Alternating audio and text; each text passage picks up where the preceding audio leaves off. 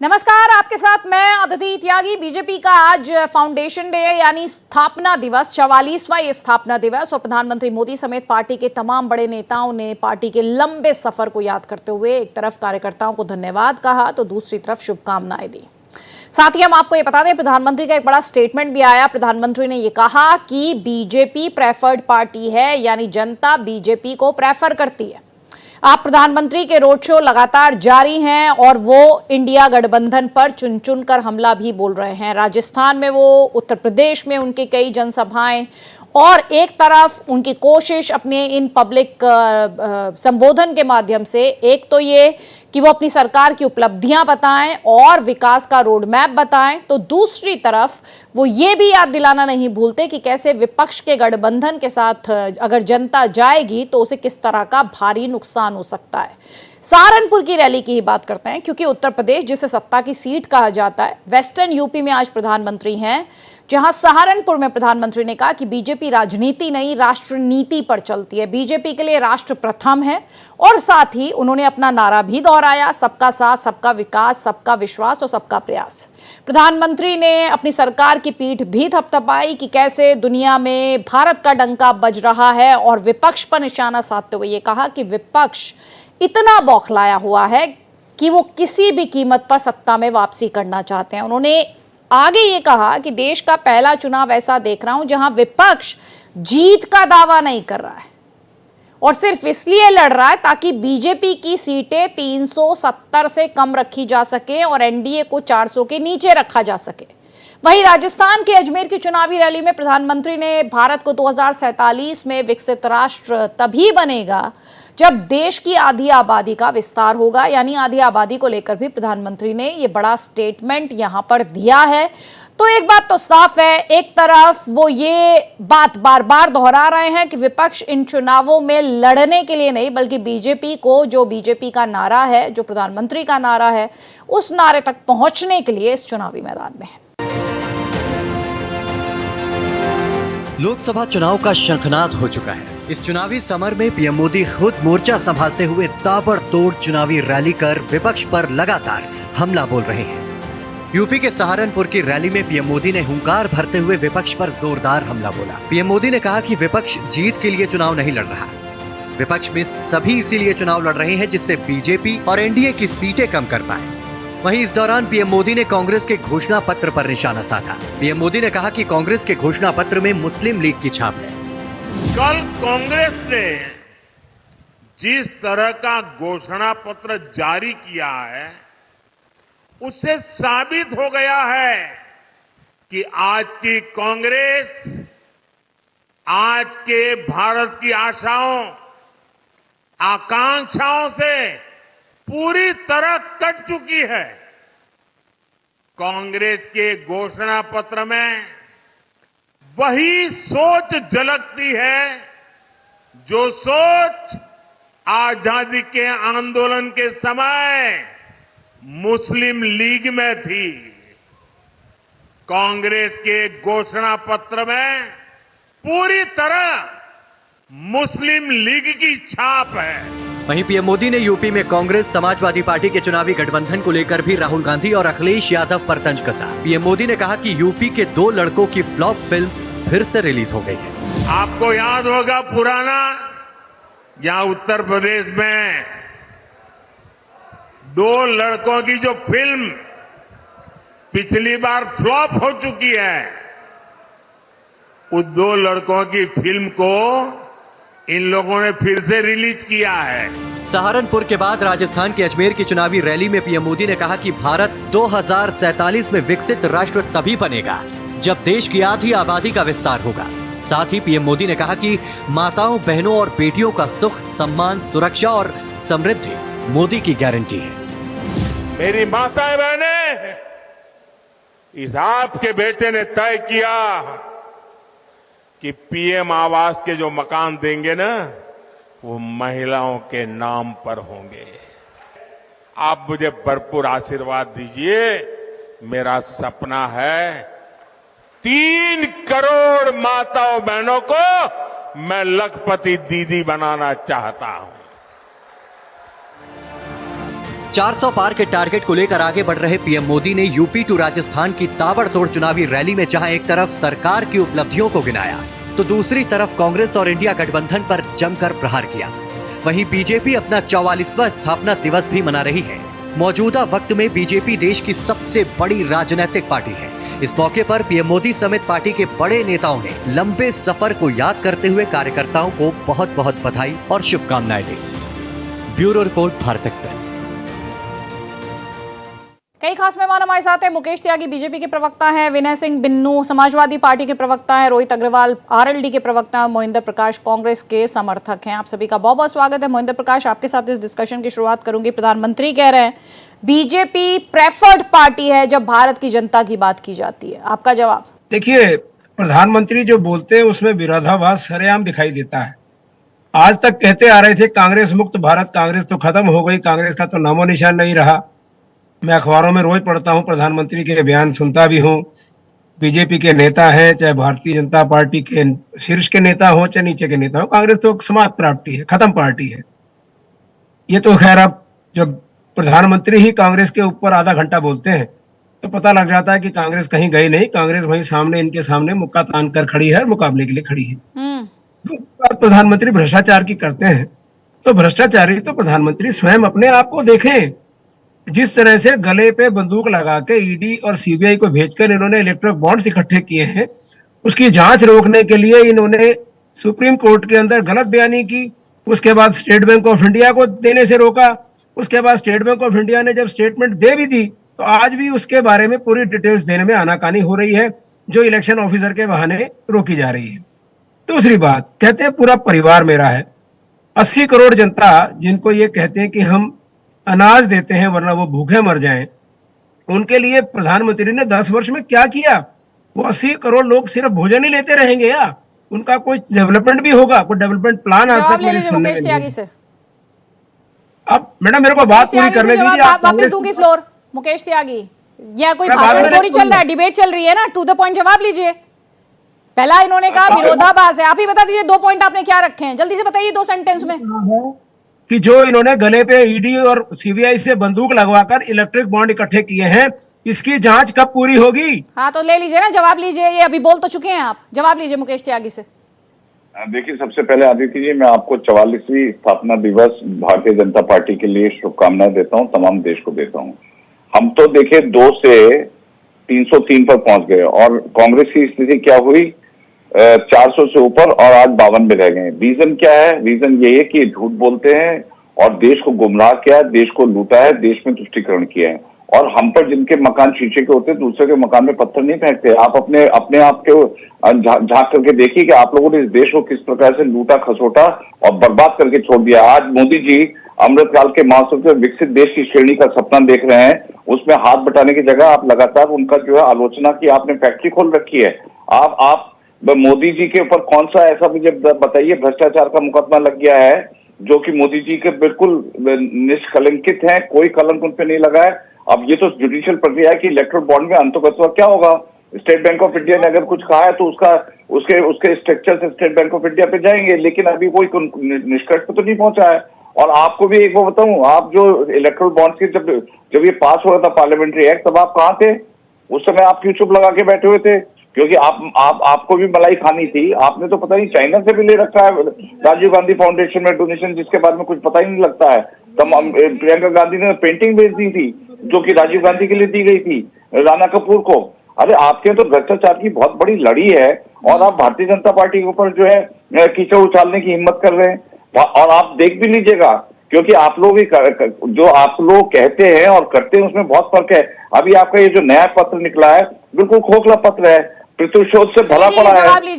जवाब लीजिएगा। अब एक सेकंड रुक जाइए। अब मैं जरा समाजवादी और आरएलडी को भी इस डिस्कशन में लेकर आना चाहती हूँ। समाजवादी पार्टी से सवाल इसलिए है, एक तरफ वेस्टर्न यूपी में प्रधानमंत्री का ताबड़तोड़ प्रचार है, दूसरी तरफ उत्तर प्रदेश बहुत इंपॉर्टेंट है और आपको तो झटका भी लगा आरएलडी जब अलग हो गया और बना ही नहीं विपक्षी गठबंधन का हिस्सा।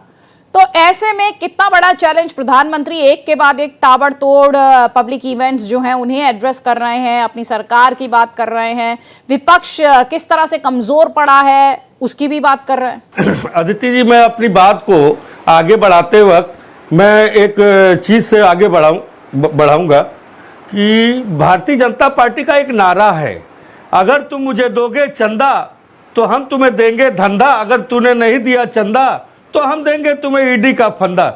भारतीय जनता पार्टी महाकरप्ट, महाभ्रष्ट, इस पूरे ब्रह्मांड क्या, पूरे विश्व क्या, पूरे ब्रह्मांड की सबसे करप्ट पार्टी है। अभी मुकेश जी जो कह रहे थे कि क्या इलेक्टोरल बॉन्ड के ऊपर, अरे शर्म भी आनी चाहिए थोड़ी सी, अपना सर झुका के बात करना चाहिए। शरद चंद्र रेड्डी कौन है? उन्होंने किसको दिया है चंदा दिया है, और कब चंदा दिया? शरद चंद्र रेड्डी ने जब केजरीवाल के खिलाफ 4 बार उन्होंने अपनी बातें कही है, और उसके बाद जब 5वीं बार केजरीवाल के खिलाफ जवाब बीजेपी से ले लूंगी मैं उत्तर प्रदेश में जो आपका पार्टी ने पूरे देश, अरे बिन्नू जी सवाल तो समझ लीजिए मेरा, जनता पार्टी ने जो ग्राउंड पर राजनीति हो रही है उससे जुड़ा हुआ सवाल पूछ रही हूँ। पिछले 10 दिन से इलेक्टोरल बॉन्ड की चर्चा हो रही है, मैं ये कह रही हूँ जनता क्या देख रही है, जनता क्या समझ रही है, आपकी लड़ाई कैसी है? आपको तो वेस्टर्न यूपी की जब मैं खास तौर पर बात कर रही हूँ, आपको तो प्रत्याशी बदलने पड़े हैं, आपको तो मेरठ में एक नहीं बल्कि 2-2 बार प्रत्याशी बदलने पड़े हैं। ये जो ग्राउंड पर लड़ाई हो रही है उसकी बात कीजिए मुझसे। अदिति जी, प्रत्याशी क्या भारतीय जनता पार्टी के विंडो या क्या चिन्मयानंद महिला शोषण विद्यालय से ले आए? जैसे बाराबंकी में एक वीडियो वायरल होने के बाद प्रत्याशी बदलना पड़ गया? क्या भारतीय जनता पार्टी के ऐसे चरित्रहीन प्रत्याशी चाहिए? हमारे यहाँ जनता से जुड़े हुए, जनता के कहने पर, जनता के द्वारा चुने हुए, जो जिसको जनता चाहती है, जिसको जनता पसंद करती है, हम उसको ले आते हैं। भारतीय जनता पार्टी जैसे संस्कृत और करेक्टर ही लोगों को हम प्रत्याशी नहीं बनाते। मैंने जैसे मेरठ में जिक्र किया, 2 कैंडिडेट आपको बदलने पड़ गए। जवाब ले लीजिए मुकेश त्यागी से। जी आदित्य जी, क्या प्रश्न है इनका? इनका कहना है आप महाकरप्ट हैं, ब्रह्मांड में सबसे ज्यादा करप्ट आप हैं। कौन सा करप्शन केस हमारे खिलाफ प्रूव हो गया, जरा बताइए। राहुल गांधी जी जो कहते थे राफेल में चौकीदार चोर है, बोलने दीजिए। आप लोगों के पास तो डिस्प्रोपोर्शनेट ऐसा केस लगा हुआ है, किस प्रकार से आप लोगों ने संपत्ति इकट्ठा की है। और आप अपने आजम खान को देख लीजिए, किस प्रकार से उन्होंने संपत्ति का अधिग्रहण किया हुआ है, गरीब जनता को लूटा है, तभी आज उनकी शिकस्त वहां पर हुई है। अपने क्षेत्रों में रामपुर और आजमगढ़ को आप बचा नहीं सकते और आप भारतीय जनता पार्टी को छीटाकशी कर रहे हैं। अरे मुझे बताइए, आपका कौन सा ऐसा केस प्रूव हो गया जरा आज तक कि जो प्रधानमंत्री मोदी की को कलंकित करता हो? और कांग्रेस में 10 साल के शासन में 9 मेगा स्कैम किए हैं, 2G कोयला घोटाला, नाम लेते थक जाएंगे आप। और आप बात कर रहे हैं हम लोगों की। अरे हम लोगों से ज्यादा स्पष्ट तभी आज हम भारत पूरे विश्व के अंदर 5वीं सबसे जवाब ले लीजिए बिन्नू जी, जवाब ले लीजिए 20 सेकंड है बिन्नू जी, और उसके बाद मैं आरएलडी के प्रवक्ता को मंच दूंगी प्लीज। आपको तो बात करने का कोई नैतिक अधिकार है ही नहीं। ठीक है सर, सबको अधिकार है, लोकतंत्र है, सबको अधिकार है। अदिति जी, भारतीय जनता पार्टी एकदम झूठ बोलने वाली झूठ की पाठशाला है, जहां पर ऐसे प्रवक्ता जो है, जो प्रशिक्षित होते हैं, स्क्रिप्टेड जो है, आकर के स्क्रिप्ट भारतीय जनता पार्टी के झूठ की पाठशाला के पढ़ते हैं। क्या आपको पता नहीं है कि आपने वादा क्या किया था जनता से? सत्ता में आने से पहले आपने कौन सा वादा पूरा किया है? कौन सी नौकरियां दे दी है? कहां पे आपने कहा था उत्तर प्रदेश के अंदर हम बिजली माफ करेंगे किसानों का? कौन सी बिजली माफ होगी? चलिए ठीक है, मैं आपके पुराने साथी से पूछ लेती हूँ। रोहित अग्रवाल जी, आपने झूठों के साथ करार कर लिया है, ये बिन्नू जी कह रहे हैं, आप सुन ही रहे हैं, बिन्नू जी कह रहे हैं आपने झूठों के साथ करार कर लिया है क्या? बिन्नू जी की आवाज, राहुल अग्रवाल की आवाज। विनय सिंह जी, इसका जवाब जनता देगी, जनता ऑलरेडी दे रही है। 2014-2019 में आपने मुंह की ठीक है मुकेश त्यागी जी, प्लीज रोहित अग्रवाल की आवाज। आदित्य जी, देखिए एक स्थिति बिल्कुल क्लियर है कि इंडिया गठबंधन के अंदर ना कोई विजन है, ना कोई नेता है, और ना ही इन्होंने कोई तैयारी की हुई है, और ना ही कोई चुनाव ही लड़ना चाहते हैं। स्थिति ये उत्तर प्रदेश के अंदर इंडिया गठबंधन के नाम पे सिर्फ कांग्रेस और समाजवादी पार्टी का गठबंधन है। कांग्रेस को 17 सीटें मिली हैं, उनको पता ही नहीं है हम कैंडिडेट कौन सा उतारना है। अगर कांग्रेस अमेठी और रायबरेली में भी कैंडिडेट नहीं दे पा रही है तो इससे ज्यादा दुखद नहीं हो सकता। और समाजवादी पार्टी के तो राष्ट्रीय अध्यक्ष चुनाव लड़ने से मुझे लग रहा है कतरा रहे हैं। तो ऐसी स्थिति में क्या आपको लगता है कि कहीं भी कोई चुनाव हो रहा है? और अगर आप चाचा जी की बात करिए, समाजवादी पार्टी के जो जगत चाचा हो चुके हैं, वो बदायूं से कह रहे हैं साहब मेरा टिकट वापस ले लो, मेरे बेटे को लड़वा दो। एक बार पहले ही बदायूं टिकट बदलाया चुका है। रामपुर में स्थिति ये है कि आजम खान साहब ने अलग ही कैंडिडेट उतरवा दिया है, और रुचि वीरा जो बिजनौर से आती हैं उनको उतार दिया है आपने मेरठ के अंदर। तो स्थितियां ये, मुरादाबाद के अंदर सॉरी, तो स्थितियां ये है कि सिटिंग मुस्लिम सांसद का आप टिकट काट देते हो, 5 साल तक कर क्या रहे थे? 5 साल तक क्या कर रहे थे आप? ये भी तो आपको जवाब देना पड़ेगा ना जनता को। तो आप तो विपक्ष में थे ना, तो आपको काम था अपनी पार्टी को मजबूत करो, संगठन को मजबूत करो, बूथ पे जाके काम करो और कैंडिडेट्स को तैयार करो कि अगले 5 साल बाद आपको चुनाव लड़ना है। पर आपने क्या किया? आपने खाली ट्विटर की राजनीति करने का काम किया, आपने जमीन पे काम नहीं किया। स्थिति ये है, हेलीकॉप्टर से आप सिंबल भेजते हो। मेरठ में हेलीकॉप्टर से सिंबल भेजा गया, रामपुर में हेलीकॉप्टर से सिंबल भेजा गया। आपको नहीं पता था क्या कि किस दिन आखिरी डेट है चुनाव का पर्चा भरने की? आपके जिला अध्यक्ष के पास एक सिंबल तो कम से कम रह सकता था ना। चलिए ठीक या है, आपके जवाब पास जिला दीजिए, अध्यक्ष जवाब भी नहीं दीजिए। था बिन्नू जी जवाब जमीनी आपका। स्तर पे। बिन्नू जी जवाब आपका। रोहित जी न 3 में न 13 में आप कौन सी बात करते हैं? मलाई खाने गए थे, मलाई आप इतना पूरी भर बेचैन हो कटोरी हमारे मिली लिए। भी नहीं। राष्ट्रीय लोकदल के जाने के बाद छटपटाहट पश्चिम पड़ी उत्तर हुई प्रदेश में आपको है। कैंडिडेट पूरी नहीं मिल रहा है कटोरी और का 3 चक्कर में और में 13 में मलाई हम खाने नहीं के है। लिए अरे भाई 3 में आधी 13 में कटोरी आप भी नहीं बचे मिली। हो और आप क्या समझने को नहीं चाहते तैयार हो, हैं? क्योंकि आप चिन्मयानंद मुगालते की महिला राजनीति कर सोशल रहे हो। विद्यालय आपको से शायद प्रत्याशी समझ में नहीं आ लाया रही है। है कि जैसे आप राजनीति लोग में ले आते जनता हैं, का जैसा समर्थन चाहिए करेक्टर है होता है। आपका। खाली गजब बात करते हैं। अपने साथियों को RLD पोस्ट बढ़ाओ देने से आपका सिखाएगी। काम नहीं चलेगा न 3 में कि न आप 13 पोस्टते में। रहो। भाई जो साहब केवल लोकतंत्र मलाई खत्म के हो लिए गया, ही परंतु परेशान उसी रहती है, लोकतंत्र के अंदर छटपटाहट आप वोट रहती है। मांगने के लिए जा पूरी रहे हो। मलाई मिली उसी नहीं है। लोकतंत्र के अंदर आज आप स्थिति- चाहते हो अरे कि एक-एक आपको करके जनता रोहित वोट जी कर दे। और बिन्नू अरे जी। भाई लोकतंत्र किसान- खत्म हो गया किसान है, जो इलेक्टोरल है, बॉन्ड का इशू रोहित की आप जी, बात कर बिन्नू रहे जी, थे मेरी बात या अभी सुनिए। आप और एक अन्य मुद्दे एक गिनवा रहे सेकंड, थे, इस तरह से तो डिबेट नहीं हो ना। पाएगी, इस तरह से डिबेट नहीं हो पाएगी। प्रधानमंत्री ने आज क्या कुछ कहा, जरा वो सुनवाइए। आपको याद होगा पुराना, यहां उत्तर प्रदेश में 2 लड़कों की जो फिल्म पिछली बार फ्लॉप हो चुकी है, उस 2 लड़कों की फिल्म को इन लोगों ने फिर से रिलीज किया है। मेरी माताएं बहनें, इस आपके बेटे ने तय किया कि पीएम आवास के जो मकान देंगे ना, वो महिलाओं के नाम पर होंगे। आप मुझे भरपूर आशीर्वाद दीजिए। मेरा सपना है 3 करोड़ माताओं बहनों को मैं लखपति दीदी बनाना चाहता हूं। इंडी अलायंस के लोग खुलेआम चुनौती दे रहे हैं कि उनकी लड़ाई शक्ति के खिलाफ है। क्या कोई शक्ति को खत्म कर सकता है? क्या शक्ति के सामर्थ्य को चुनौती दे सकता है? क्या कल कांग्रेस ने जिस तरह का घोषणा पत्र जारी किया है, उससे साबित हो गया है कि आज की कांग्रेस आज के भारत की आशाओं, आकांक्षाओं से पूरी तरह कट चुकी है। कांग्रेस के घोषणा पत्र में वही मोहिंदर प्रकाश, आप सुन रहे हैं, प्रधानमंत्री ने कहा कि आज की जो कांग्रेस है वो लोगों की अपेक्षाओं, आकांक्षाओं से कटी हुई है। आपका जवाब। मैडम, एक तो सबसे बड़ी बात क्या है कि प्रधानमंत्री छाए रहेंगे तो हमें तो बोलने को लिए कुछ मिलेगा नहीं। प्रधानमंत्री कुछ बोलते हैं।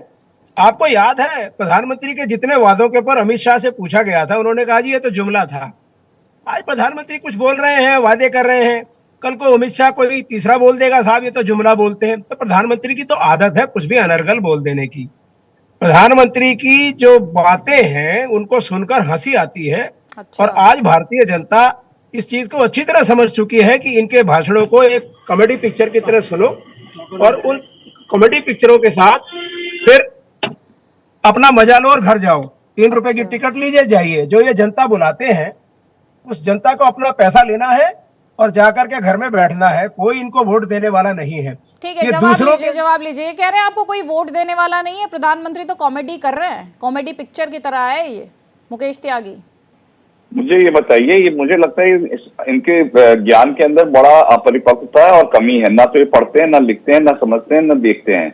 भारत के प्रधानमंत्री की लोकप्रियता 75% है। ये हमने नहीं आकी है, ये पूरे विश्व के अंदर इनकी रेटिंग होती है, जिसमें सबसे ज्यादा आगे प्रधानमंत्री मोदी जी। उनका सम्मान जिस प्रकार से त्वरित गति से बढ़ा है, आप उसका अनुमान भी नहीं लगा सकते। आज भारतीय जो है पूरे विदेश में जाकर के सर उठा करके खड़ा होता है। तो ये आप उनके ऊपर कह रहे हैं उनको कोई गंभीरता से नहीं लेता। अगर गंभीरता से नहीं लेता तो 2014 और 2019 में जिस प्रकार से लैंडस्लाइड विक्ट्री हुई है कांग्रेस की और भारतीय जनता पार्टी की, वो उससे आपको कुछ प्रतिबिंबित नहीं होता। आपके कहने से क्या उनको सर्टिफिकेट मिल जाएगा? और आप होते कौन उनको सर्टिफिकेट देने वाले? जनता देती है सर्टिफिकेट, तभी आपकी ठीक है, शिकस्त हर जवाब जगह दीजिए, होती है। आप हर मोहिंद्र जगह रौंदे जाते हैं और आप प्रधानमंत्री मोदी पर छीटाकर्जी करने की वो हिम्मत ठीक है, करते हैं। जवाब लीजिए, अरे कुछ तो मोहिंद्र आधार प्रकाश। रखिए, कुछ तो बोलिए। मोहिंद्र प्रकाश जवाब। मैडम ये राहुल गांधी, सोनिया गांधी विपक्ष के सारे नेताओं को सर्टिफिकेट देते घूम रहे हैं। क्या किसी कोर्ट ने फैसला सुना दिया? एक पुरानी कहावत है, संयम है कोतवाल तो डर काहेगा। अभी जून में जरा होने दीजिए ना इंक्वायरी। जब दूसरे में सरकार बदलेगी, इंक्वायरी होगी, तब ये इधर उधर बगले झांकते नजर आएंगे कि साहब हम क्या करें। और ये तो टीवी चैनल पर आना बंद कर देंगे।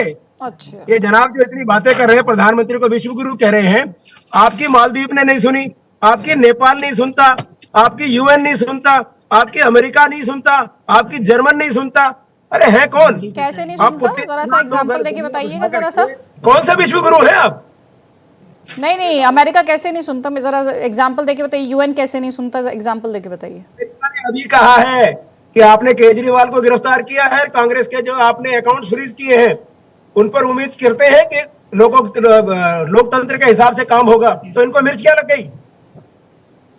ये अमेरिका में जाके बोल के आते हैं अगली बार ट्रंप सरकार, ये मेजोरिटी लेवल है। तो ये अमेरिका नहीं सुनता ये बात। ये आपके लिए एक यूएस स्टेट डिपार्टमेंट का एक कमेंट, एक स्पोक्सपर्सन का कमेंट यूएस और इंडिया के रिश्ते डिसाइड कर रहा है आपके मुताबिक।